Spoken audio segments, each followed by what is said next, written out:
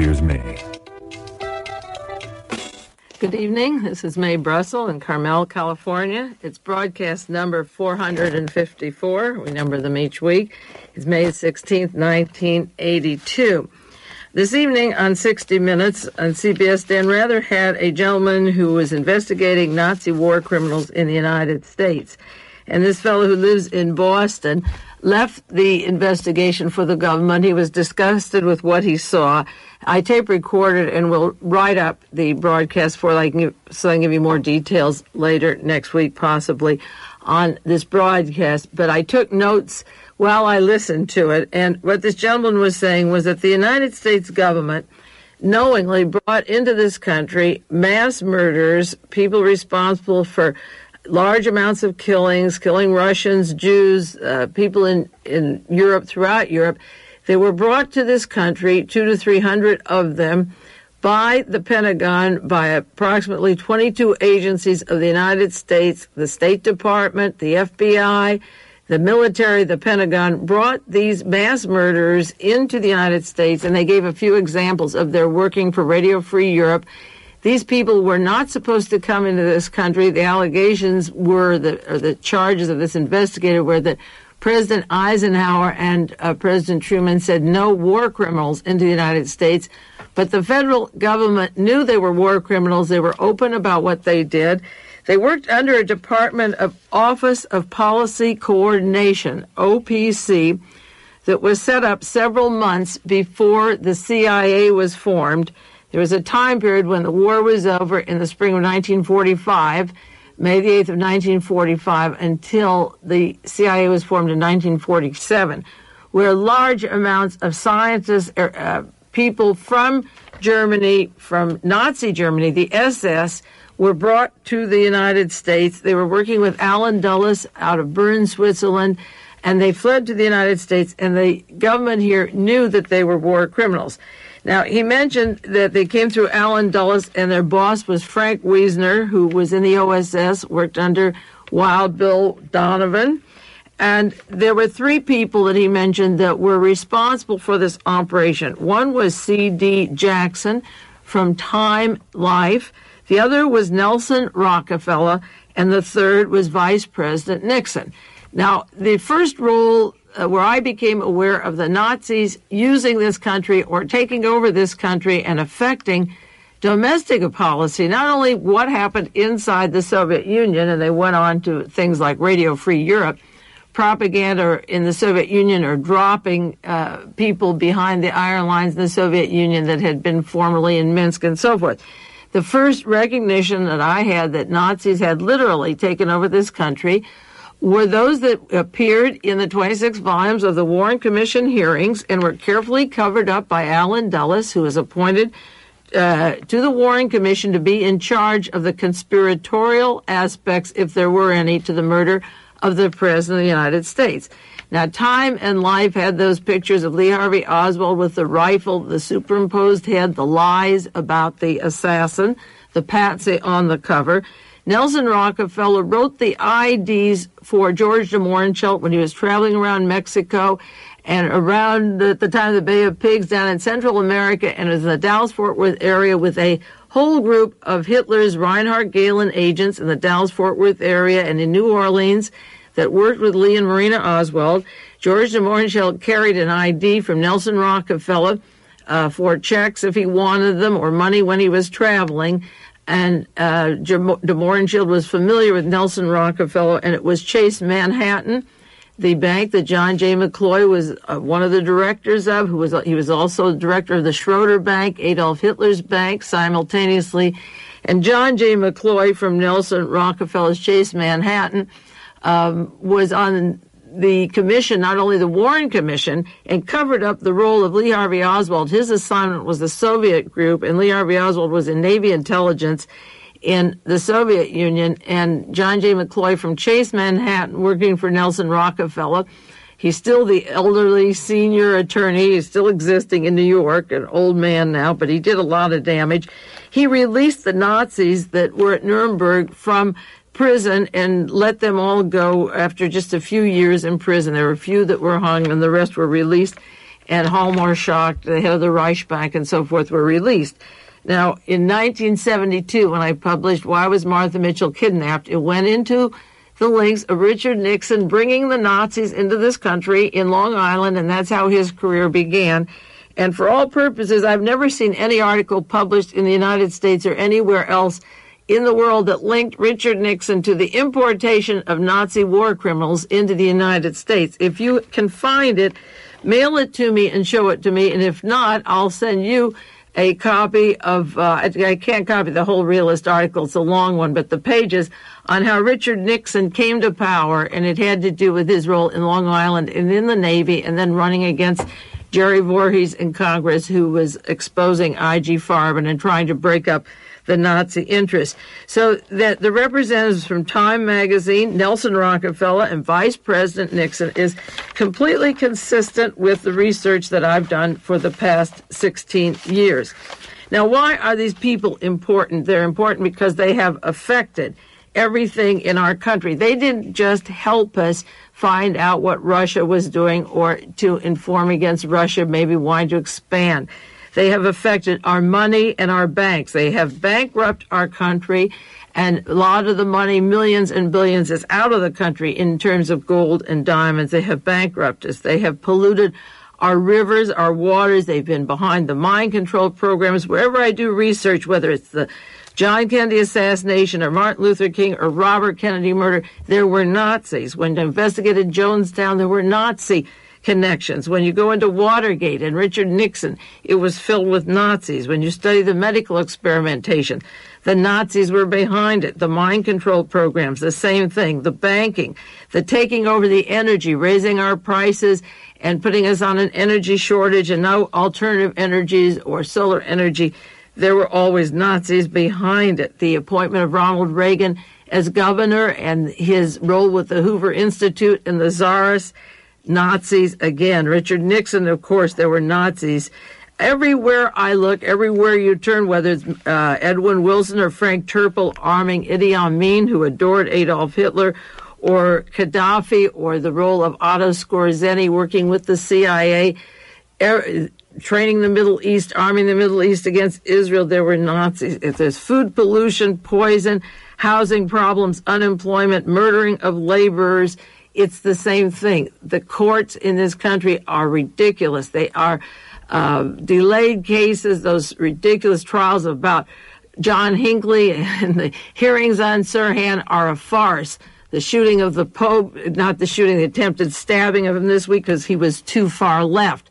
A rightist, again, who doesn't like the comments on the Pope if he gets sympathetic to the poor, and they tried to kill him again this week. The religious cults, the control of the Vatican, the passports for the Nazis, the use of the Mormon church to hide them. Every stone that I ever unturned in the past 17 years goes back to these people. Now, that broadcast tonight was just about 200 to 300 that came in here knowing what they did. But they didn't just, as I say, advise us against Russia. They have taken over this country, and I'm working harder every day, as much time and energy as I can put into it, to prove this to you with the names and places and dates that they met. And I'm going into an article, important one, on the John Kennedy assassination and the role of Hitler's agent, one of the agents, and there were many, in a few minutes. Before I get into that, I just want to say that Peter Weiss passed away this week. There's so many current deaths happening, we don't know whether they're natural or murders anymore. This was a valuable man, a playwright. He lived in Stockholm, Sweden. He wrote the story of Marat Sade. That play is very famous. In 1965, he wrote The Investigation, based on the trial of Nazis who operated the Auschwitz concentration camp. He has a play in Sweden now called The Trial, based upon Kafka's play. He's written other plays on Trotsky and exile, Vietnam Discourse, where he condemned American military intervention in Southeast Asia. Somebody from Kansas City called me this afternoon and asked me who are my heroes.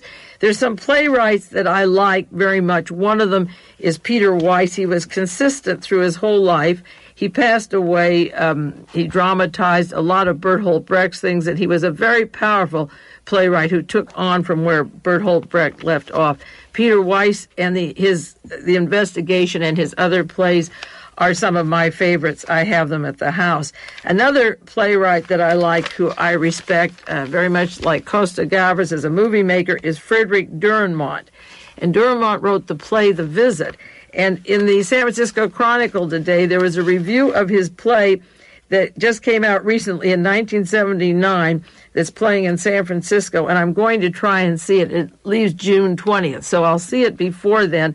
It's called The Accident, and his plays are very powerful. I won't go into The Visit now, but read you just in the review a few sentences of what one of the players is saying in this thing on the accident, the story of society and the problems we're in. The review of the play and the lines from the play go as follows. He sees some sobering parallels between the play and the conditions of contemporary life. And this is a quote of one of the actors. We live in an absurd world full of meaningless happenings. In this play, this is the main actor saying, ours is a world where responsibility is no longer accepted, yet where the most despicable acts are committed because they are supposedly necessary, either to keep the world from changing or to force the world to change. And in the midst of this monstrous mudslide, where everyone uses the prevailing injustices to excuse himself, a man who owns up to his guilt deserves to be rewarded and celebrated. His reward is a death sentence. It's a worldview, said one of the actors, where Dürrenmatt believes there's no such thing as a better world anymore. It's just that we're not likely to get it because we've left way behind us the necessary requirements that were never fulfilled to make it right in the first place. We left behind us the necessary requirements. We were never fulfilled to make it right in the first place. And by now, they're so far behind us, we wouldn't know them if they walked up and shook hands with us. Dürrenmatt was said, you might as well build your bomb shelter because everything will blow up soon. Where did we goof in this country? What did we leave behind? I believe our treatment of the American Indians, what we did and what we do today, our importation of blacks as slaves, the way we treat them, and the way the administration and the government is going to handle them today, in our desire to stop the Soviet Union after World War I, 1918, 1919, when Herbert Hoover was president, he had to stop that socialism. He wasn't president till later, but he was a dual citizen between London and England and the United States, and he had tremendous investment of millions of dollars in Tsarist Russia. And he wanted his money back, along with the world leaders. He needed that God to justify what they would be doing to native populations around the world. Great Britain certainly took their territories and countries and brought opium to China and slavery to Southeast Asia and over the entire world. Wherever they touched, their colonies were literally imprisoned with native population while the British became rich. And the United States took up that stronghold of the empires after World War II. We tried to take off where they left off. In order to stop Russia from growing, the idea of socialism from growing, to keep the world from changing, where the so-called third world or the masses would stop being starved or mistreated or abused, in order to force changes our way, like we did in the Orient and China, the Middle East, South America, Central America, the United Fruit, our corporations, the ITTs. We don't want Pinochet. We want Pinochet in power. We don't want Allende. Kill Allende. You don't like Trujillo. Kill Trujillo. You don't like Mossadegh. Kill Mossadegh. You don't like Lumumba. Kill Lumumba. The United States has been doing that since World War II, and they got away with it. And the citizens have allowed it. And the problem is, as Don Ramon says in this play, it's gotten out of hand. You wouldn't even know. We're so far behind with what we did, you wouldn't even know it if it came up and grabbed you. Well, the headlines of the paper just this week or today, one of them is the United States could retaliate after Soviet first strike. Wouldn't we be lucky? Another article, Reagan's nuclear plan. The Soviets can cut their arsenal now or pay later. And Ronald Reagan says you have your choice. You either face the new arms race and cut it down because otherwise you can't win, he tells them. How does Reagan know they can't win, and why do we allow this? War stories. There was the Noah's Ark expose this week in the Los Angeles Times telling how the old people, the parents, the sick, the maimed will not be allowed to survive. They've selected the people with trades and skills and characteristics that are for the future, and the military makes the decision for us. That's called Operation Noah's Ark, and they have lists of people who will be allowed to live and those who won't, and they'll get rid of a lot of the surplus just as Hitler planned. Another story along those lines, it was Pete Hamill's story on our strength is our weakness, on the fact that American money, the whole Army and Navy are unproductive. We use laborers for things to make that we can't use later. The nuclear weapons are stored. We can't live off of them. The unemployment is so excessive because we could put more people into housing and skills and jobs if they weren't doing military. And then he goes into the inflationary problem that's been brought out in Wall Street Journal over and over on the military spending, the inflation producing that nothing comes from it. And in Japan, 2% is spent on weapons, and the best scientific minds are on producing consumer goods that benefit Japan all over the world. But in the United States, more than 50% of the American scientists and engineers are employed in the defense racket. Well, the defense racket is what the Germans and the Americans gobbled up, brought these Nazis into this country, and fed their own coffers. They all live well, have great homes, and have built this military up as their profession to get America into another war. Pete Hamill closed the article by saying, if Reagan doesn't begin a process soon to stop all of this, the economic collapse of our automobile industry, our housing, and so forth, if he doesn't stop this, we will topple into a catastrophe. And the old actor, Reagan, will be groping for a script that none of his advisors know how to write. Now, I think America has been taken over by outside forces out of the country, South America, Central America, Middle East, Asia, the Orient, and what was happening to us is intentional, and furthermore, with their intent, we have allowed it to happen. Pete Hamill said Americans should be able to force Ronald Reagan and his true believers to begin a process of compromise with the Soviets. Well, where are the Americans? The Americans are not Americans. There are Germans in the Defense Department, in the State Department, in the CIA, Navy intelligence, military intelligence, during the war, continuously now, where the Americans aren't even there, anywhere even from Helene von Damme, who's watching the White House for Ronald Reagan, and the teams that put her in, those were not American-born. Americans are not running this country, whether it's the chief historian of the Pentagon, Mr. Whitaker, he's from the OSS, he's from Germany. The Americans are not around. Now, this week, there was an article along with the Hinckley stories.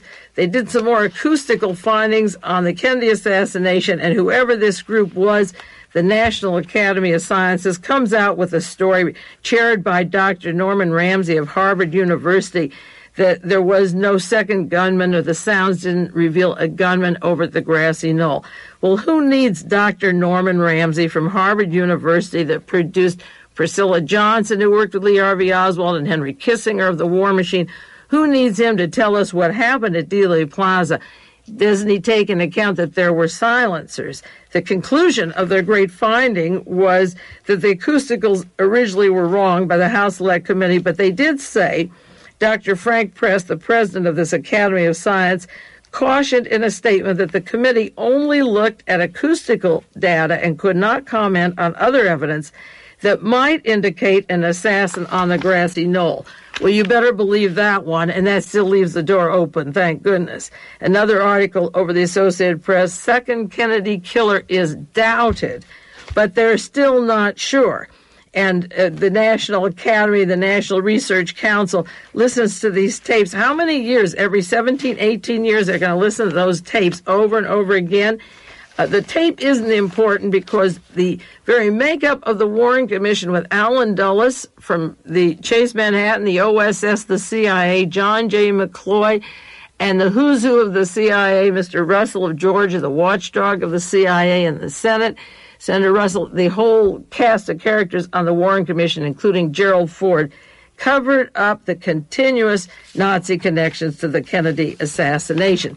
So if you want to go back to what happened to John Kennedy, you have to go to the bringing over to this country of Reinhard Gehlen's Hitler's chief of intelligence, Reinhard Gehlen, and what happened in the United States.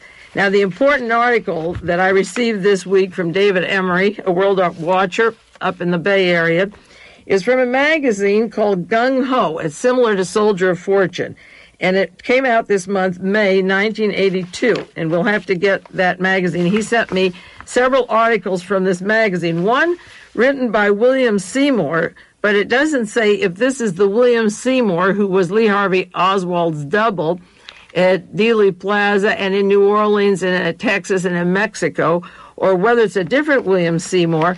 But another author in this magazine is also associated with the Kennedy assassination, and he sent me this because the footnotes, I'll go into that with you, is a important person who was playing a role at Dealey Plaza also with John Kennedy. There were two people there, and this particular article was written by William Seymour. It's called The CIA's Man for All Nations, not just the United States, all nations. That's what it's called. And it begins by saying, this William Seymour, that he was in the Bay of Pigs operation in April 1961, and that he acted with a Captain William Rhine, who he knew as his officer in the Defense Department. The man who was head of him in the CIA operation was a Captain Rhine. I was a sergeant, Seymour said, and this William Seymour involved with the Kennedy assassination was in the Bay of Pigs. And this officer, Captain Rhine, was his officer for the Defense Department. Now, in 1979, William Seymour saw an article in Newsweek, and he read this article and he recognized the picture of the man, but the man was identified as Rolf Mayer, M-A-Y-E-R. And he's described as a European mercenary officer, but he knew him in the Bay of Pigs. So he said he called the Pentagon, he called the CIA, and he wanted to know who William Rhine was, or Rolf Mayer. And he said 2 months of letters, telephone calls, threats from the Army, visits from the federal government, letters threatening him from foreign governments, and so forth. And all of a sudden, there was a voice on the line, and the man identified himself and said that he was the person in charge of one part of intelligence of the Bay of Pigs operation, that he was a career officer in Spain in the German Army, that he used many, many aliases. One was Rolf Mayer, one was Captain William Rhine, but he was Helmut Streicher, S-T-R-E-I-C-H-E-R, and he worked for Adolf Hitler. He was in the German Army. He was a German officer in Spain in 1938 in the Civil War there, and he was a double agent working against the rebels and the Abraham Lincoln Brigade, the people fighting Franco. He was a double agent then, and he was a double agent all of his life. He retired, according to this account, in 1980, but has worked with the CIA. His real name, according to this article, is Helmut Streicher, S-T-R-E-I-C-H-E-R. He holds many passports, ID cards, 9 other identifications and nationalities, a professional spy, and he started working for the United States government in 1945. Now, the war was over in May of 1945, and by October of 1945, he was working for the government. He worked with Hitler in the Eastern Division, in and out of Russia and Europe. He was in the Middle East. He was living in Israel. He was trying to kill Castro, and his who's who, his biography is a frightening account how a man who worked for Adolf Hitler was working in the United States Army at the time of Bay of Pigs and had been operating with this government continuously. Now, Helmut Streicher was born in 1918, He was in the Spanish Civil War. This is in 1936. He was first in Africa for Adolf Hitler in 1936. Then he went to the University of Danzig in Bonn. He graduated. He went to a military school where they trained for the allegiance of belonging to Adolf Hitler for a lifetime. It's similar to like the Hitler Youth. He went to this special training. It was a war school that he went to in Germany in 1937. In 1938, he was 21 years old, and he was working as a double agent, as a Nazi, working inside of Spain.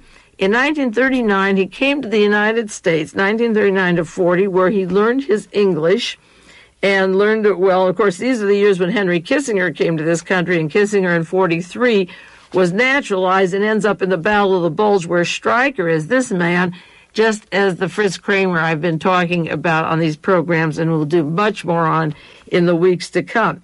He goes back to Hitler's Third Reich. His cover always is a journalist in the United States in the Spanish Civil War, which is interesting because Hitler's main henchman, his most strongest anti-Jewish henchman, who was tried at Nuremberg and who was supposed to have died in Nuremberg, was Julius Stryker. And the only difference here is about a 5-year age difference. If he has all these passports and all these names, and he's been a writer and a journalist, it'll be interesting to see the pictures of the account, how that other Stryker at Nuremberg died, or even if there's a remote chance that this is the same man who was behind all of Hitler's extermination plans and counterintelligence. But given the name Helmut Stryker for right now, he was in Europe in 1943 under the name of Rolf Mehr. He was involved with Otto Skorzeny in the Battle of the Bulge and with Rommel and Nazi teams in 1943 and 1944.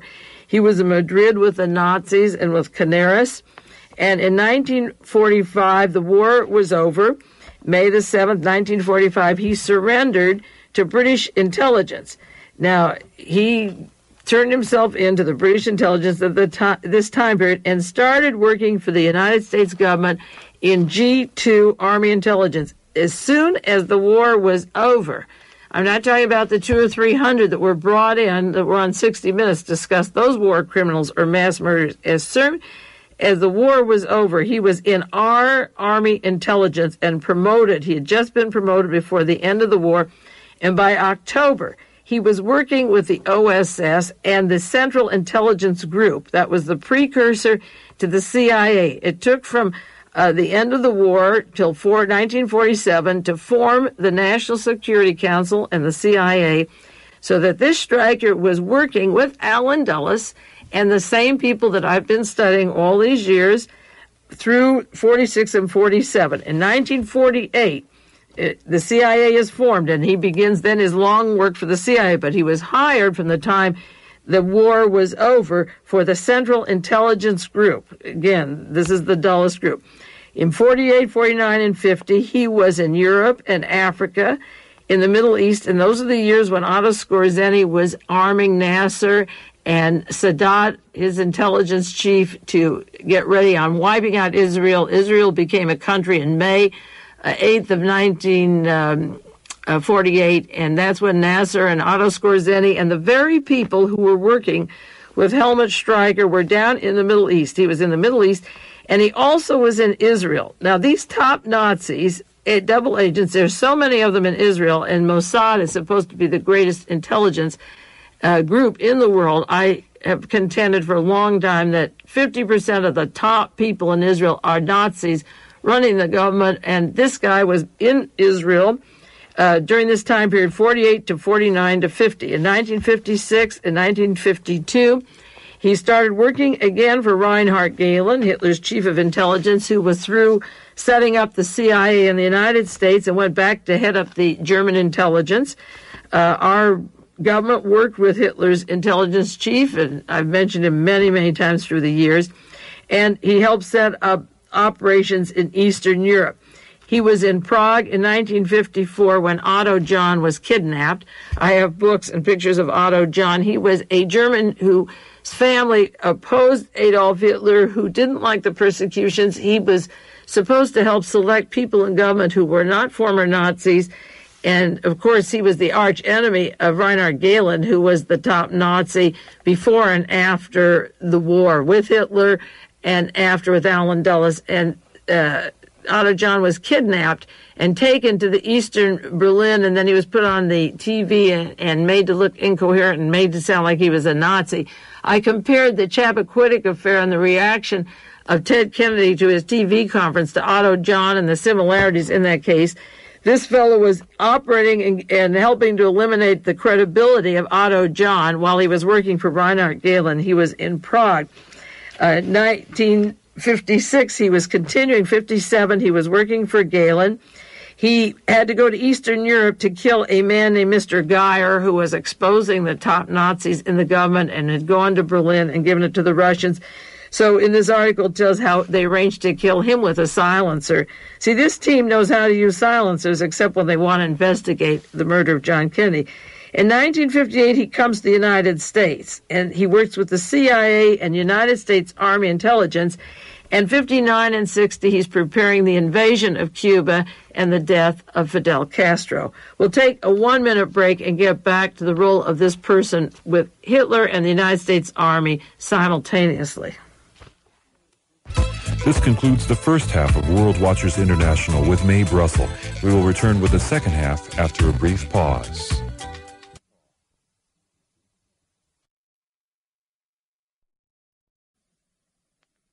Okay, now we're going back to Helmut Stryker. I'm using these dates from an article. It's a magazine called Gung Ho, May 1982, written by a man who worked for the Central Intelligence Agency from the day, almost the day that the war was over, worked for Adolf Hitler until the war was over, came to the United States. Now we've got him in the United States. He was over in the Middle East.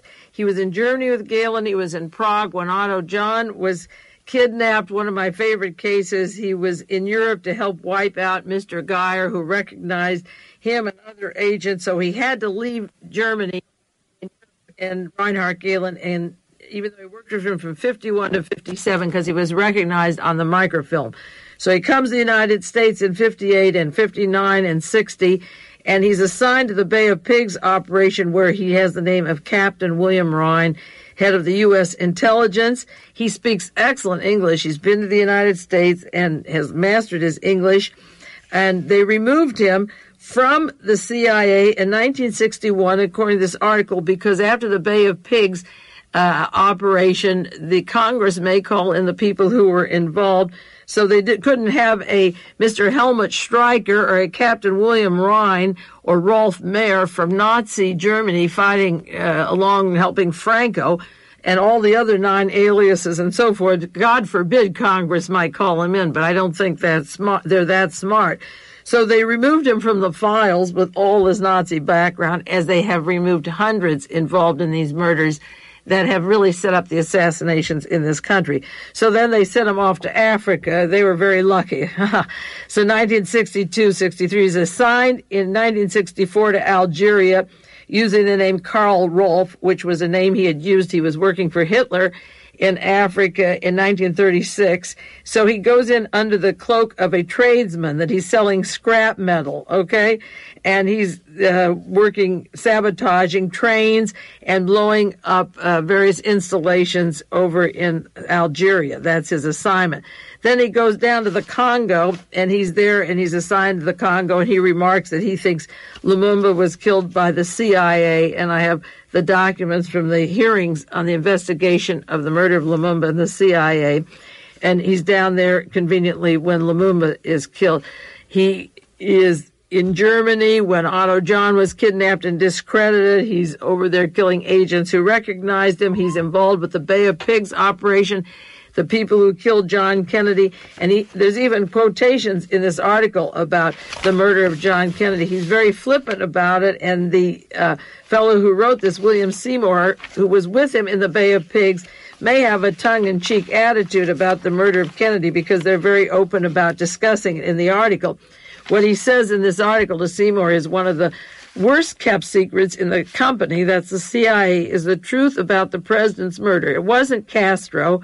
Russians, or Castro-Cubans. The men who killed Mr. Kennedy were ex-CIA contract agents working on their own with Allen Dulles, who brought them to this country, okay? But that's what he's saying. They're working on their own, as if somebody couldn't pick this up.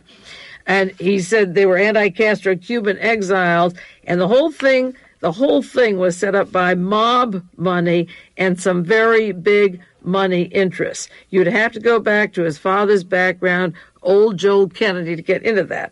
John Kennedy's murder, according to Mr. Stryker, was a two-part conspiracy.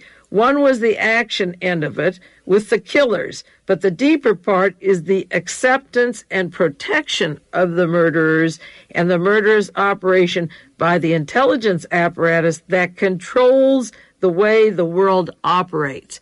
It's hard to understand this, and it had to happen, he said. The man was too independent for his own good.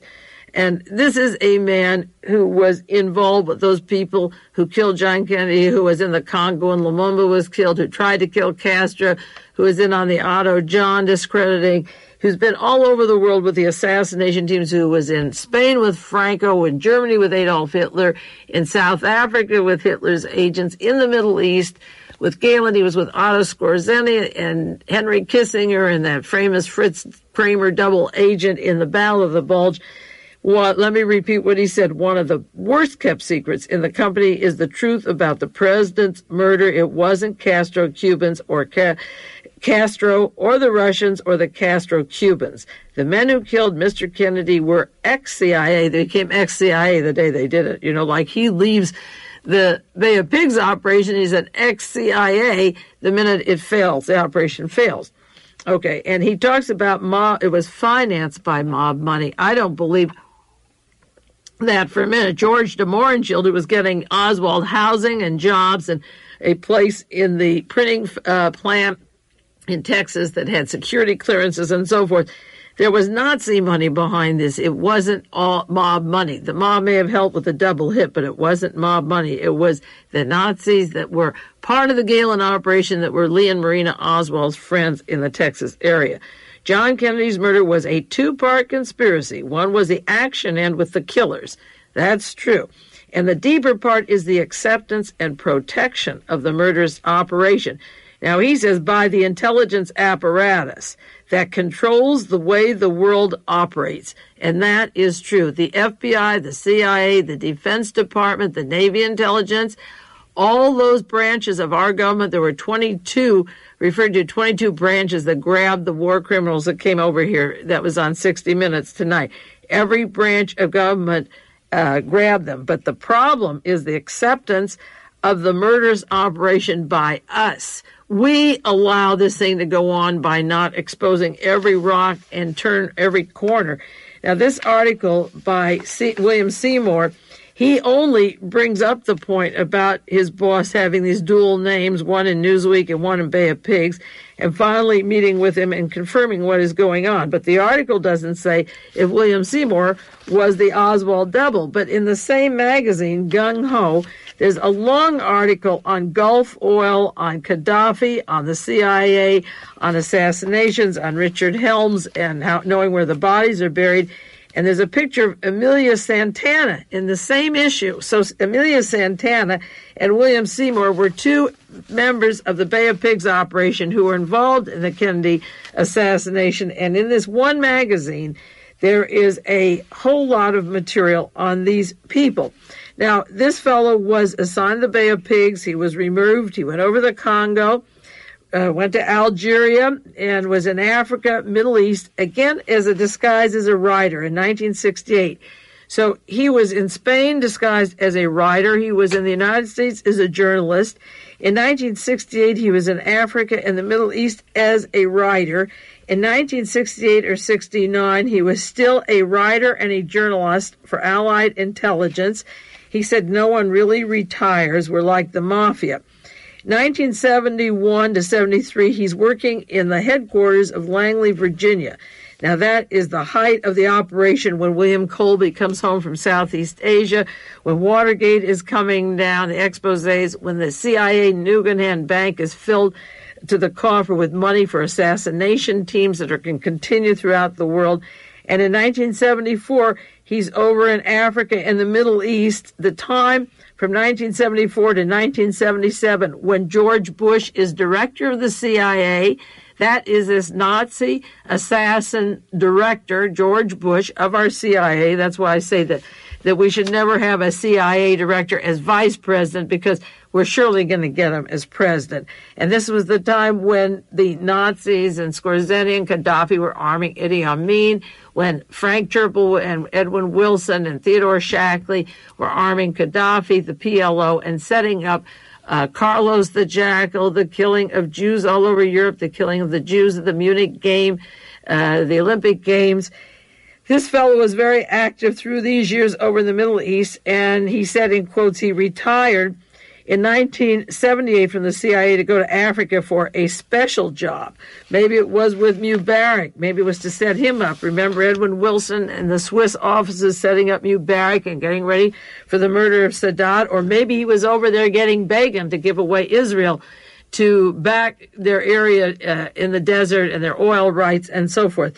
We don't know what he did. He says a special job, but you can imagine. In 1979 and 1980, he worked for the United States government on a contract of special assignments. He wouldn't say what. And, of course, that was that treacherous time when Nelson Rockefeller died, when Frank Nugent died, when many, many deaths and stories were coming down. The Jonestown episode. He was working for the CIA, but he officially retired June the 15th, 1980. So he was a journalist in all these countries. He had many, many aliases. He worked for Franco. He worked for Adolf Hitler. He went from the battlefields in Germany directly to the United States government and intimates and hints his role with those people who killed John Kennedy. And this is a typical example of the kind of persons that I've been trying to smoke out, who were responsible for the murder of Kennedy. And men like Allen Dulles and Herbert Hoover, John Foster Dulles, are really the traitors to this country. The Chase Manhattan, bringing these people in, and the Dulles brothers, and of course the period from World War I to II, J. Edgar Hoover working with Interpol and the top Nazis, bringing them into this country. Why does it affect us? For the reasons I said before, for our health, for the air, for the sabotage, for our banks collapsing, for the slave labor we're going to go into, the way they're going to break labor unions. This is a depressed country, and it's going to get worse until people go back to those years. And that's why I think these tapes will be very valuable someday, to play back and understand how this came back. Now that you can undo what's done, like Don Dumont says in his play, you can't do what's done. Just you go for your shelter. But try to understand it.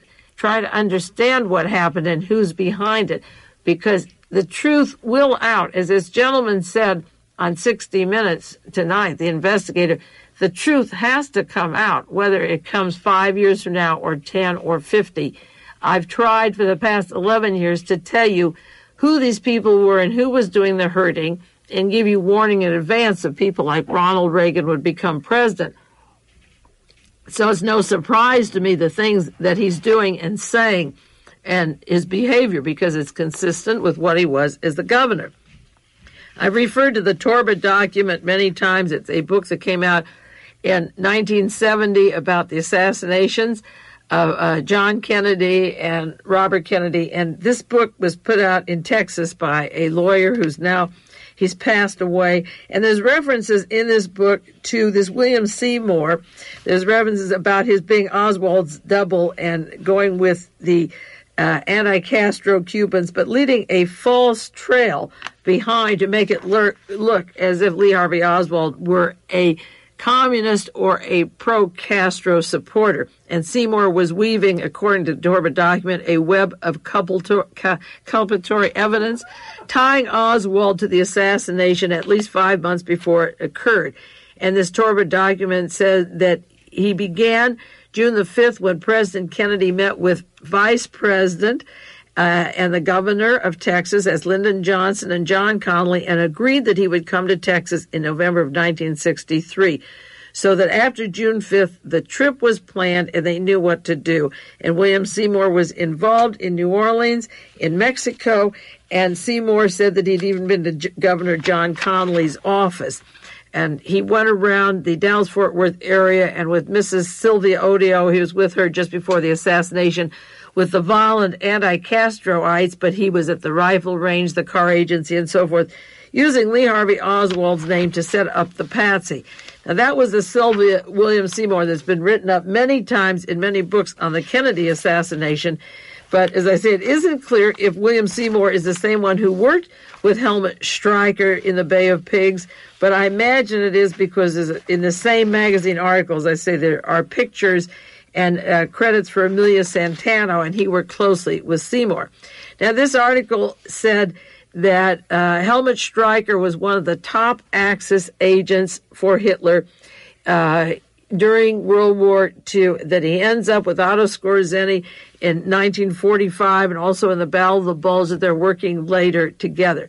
Well, I got out my books, as many as I could yesterday, going through my the books on Nazi Germany. And the interesting thing is that Ladislas Farrago refers to Fritz Kramer, the one I mentioned many times. Fritz Kramer is Hitler's top double agent, his most important double agent.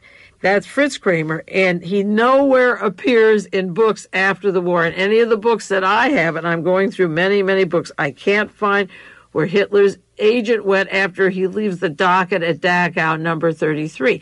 And I believe, and I'm trying to explore the idea that he was the same double agent that recruited Henry Kissinger to that Battle of the Bulge, where all these people were at the same time, Mr. Helmut Stryker and Otto Skorzeny, Prince Bernhard, and so forth. There's a group of people, and I'm going to type up their names in a few weeks and get this to you so you can get them clear and look at the sheets, and you can send for the sheets and see the delineation.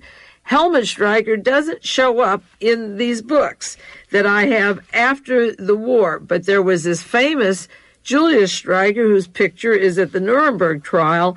Many of them were released, and I don't know if it's the same person. If he were lying about his age by 5 years, it could be the same person, the other Stryker. If he's telling the truth, it's a different person. But there's only a 5-year span. But other than that, every picture that I have of these particular people and the stories of Adolf Hitler's Nazi Germany, the other Stryker's life is almost paralleled.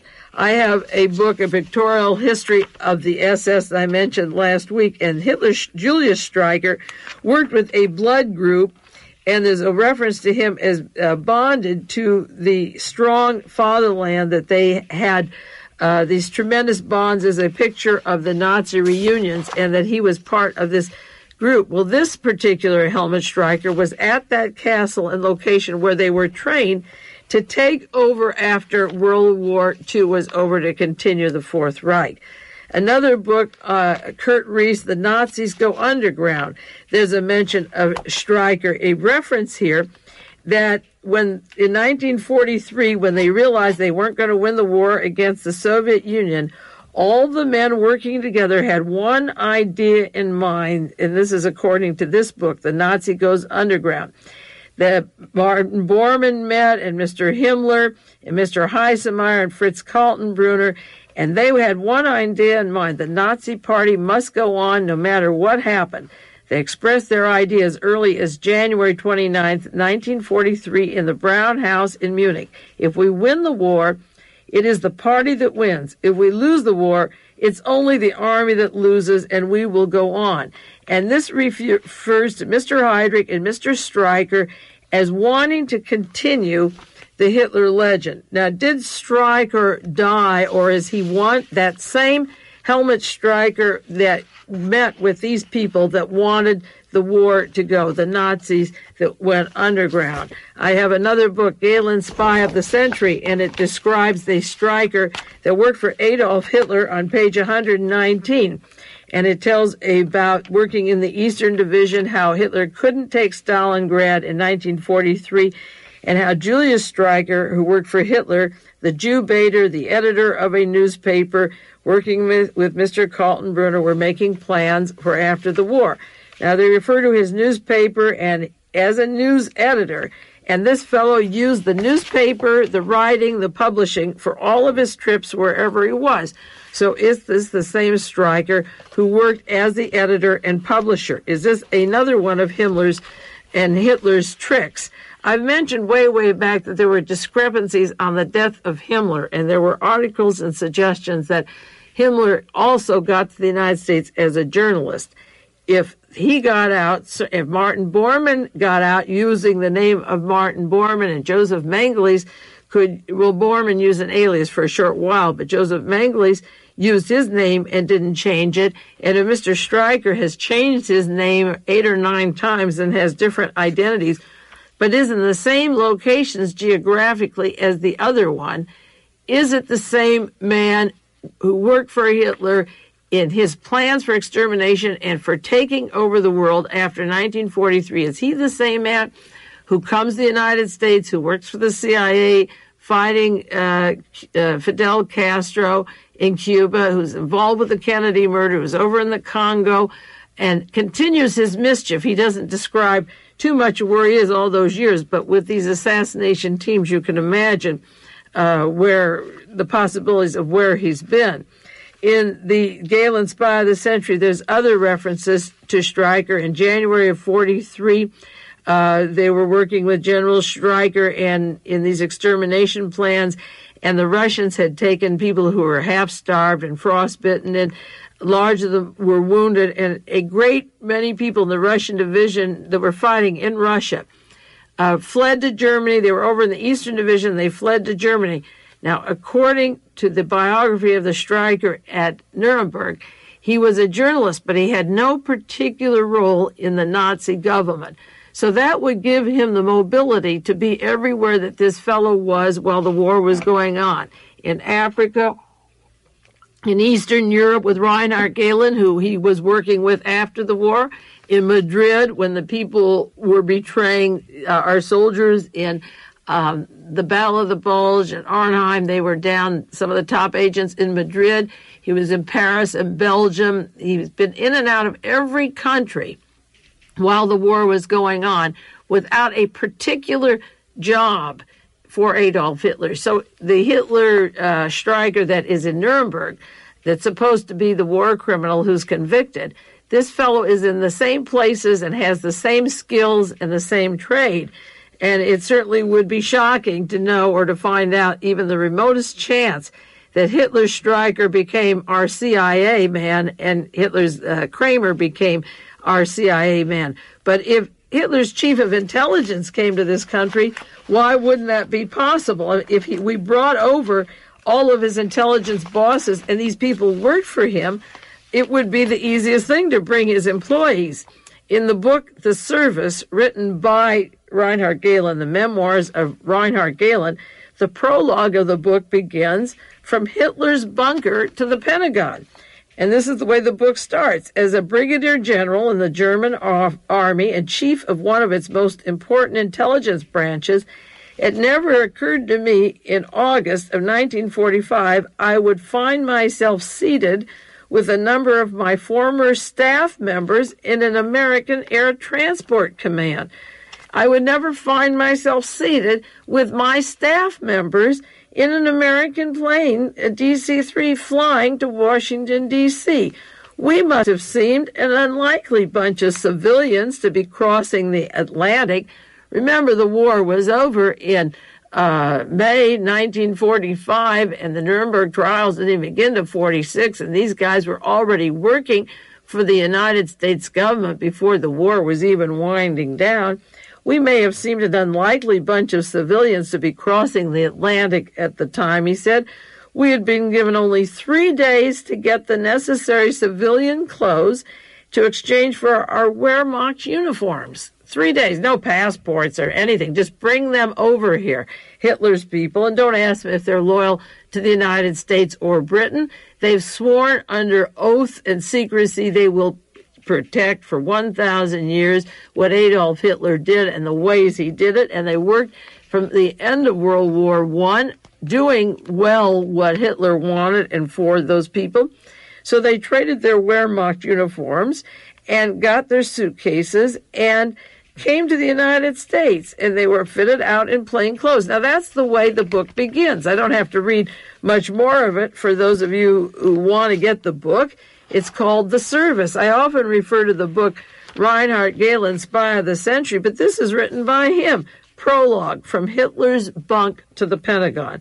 Now, this has been one of my favorite subjects since I got my Warren Commission hearings in 1964, and I read that Lee Harvey Oswald's closest friends were suspected of being Nazi war criminals, admiral in the Navy, chief of security for Convair, important people at Bell Helicopter like Walter Dornberger, the Nazi war criminal.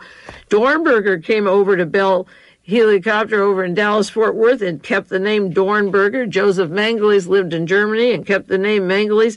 As I say, they didn't change their names. A few might have. Maybe Himmler, if he came here, he changed his name, but they didn't all change their name.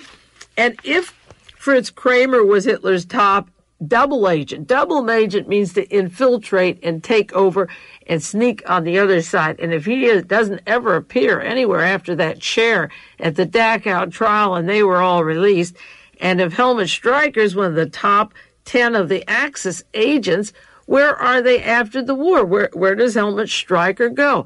Now, I'll give you some homework, you world watchers. I used to say being a world watcher only meant that you listened to the program. Now I'm going to up the ante and be a world watcher. You've got to photocopy the indexes of some books and help me find out who these people are. How do they affect us? There's an article I cut out just this last week, or 2 weeks ago, from the New York Times. Japanese general won the U.S. Air Force medal. This is Minoru Gendi, a Japanese general who helped plan the attack on Pearl Harbor, was awarded the U.S. Air Force Legion of Merit in 1959. He was working for Lockheed, for the Japanese Air Self-Defense Force. He test flies Lockheed's in California, and he got a commendation for his work. He planned the attack on Pearl Harbor, works and test planes for Lockheed. Another fellow who passed away last week, an obituary for the New York Times, Alfred Oppler, and this is what it says. Alfred Oppler was a high-ranking judge in pre-Hitler Germany, a key aide then to General of the Army Douglas MacArthur during the occupation of Japan after World War II. He was part of the Prussian Supreme Administration. He was in the Weimar Republic when the hardest part of getting in power, described in books, Seymour Melman, was making the guilty stay in jail and letting the guilty out, rather, that committed crimes and murders, letting them out and keeping the innocent locked in jail. This was a jurist in Germany for the Weimar Republic, and for that period, who came out and then in 1946 joined General MacArthur's staff in Tokyo as a jurist, setting up the courts and law divisions right from Hitler's Germany to Japan, working with the Americans and the American Army. Another book just came out, Korea, The Untold Story of the War, I might have mentioned. The behind the scenes of General MacArthur and Joint Chief of Staff. And I mentioned before that this Sir Charles Willoughby had a background. He wasn't Sir Charles at all. He was a German, another German that worked with Franco, who became head of the American intelligence in Southeast Asia. Now, the question boils down, how many of these people are there, and what did they do to us in the East and West that has really altered the content or the quality of life in America? The Rolling Stone has an article by William Shawcross this last week. It's the May 13th issue, Memoirs Part 2. In reality, Henry Kissinger is the core of the disaster that embraced Indochina and the United States government.